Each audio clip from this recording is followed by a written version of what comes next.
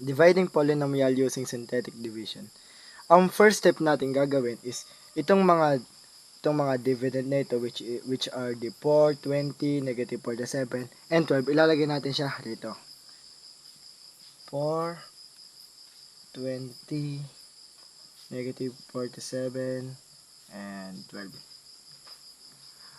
At dun sa dito sa divisor, ang gagawin natin is kailangan maiwan lang yung x. Paano ganito ang gagawin natin? 2x minus 3. Yan. Para maiwan lang yung x, ang gagawin natin, ililipat natin yung negative 3. Pag nilipat natin siya, magiging siyang positive 3.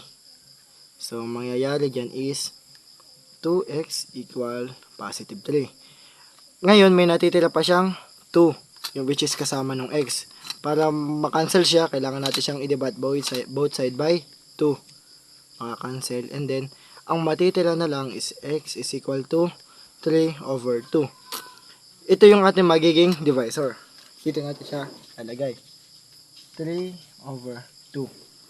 At ganun pa rin, itong kaunahang number, i-bring down natin siya. Then, 4, itatimes siya natin dito. Pagka times dito sa 3, i-divide natin siya dito sa denominator.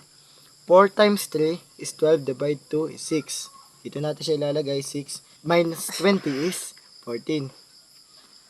14 times 3 is 42. Divide 2 is 21. Yan. 21 minus 47 is 6 by 20, negative 26. Negative 26 times 3. Wait lang guys times 3 is 18 carry 1. 78. 78 divide 2 is 39. Talagyan natin siya rito 39.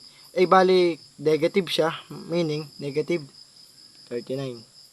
12 plus negative 39 is negative 27.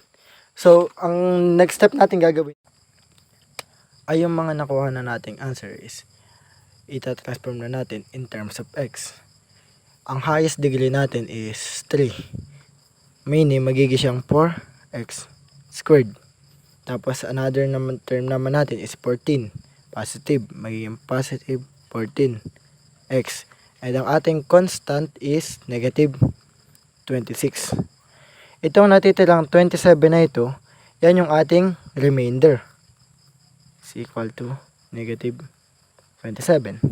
So, this is the final answer. Ganun lang kadali mag-divide ng polynomial using synthetic division. And take note guys, kapag ito'y kita nyo yan, 3, laging minus 1. Halimbawa ito, 3, magiging siya ditong 2. Halimbawa, o kaya naman naging siyang 4. Dapat dito, ang magiging sagot na is 3. Ganun lang, pattern lang siya.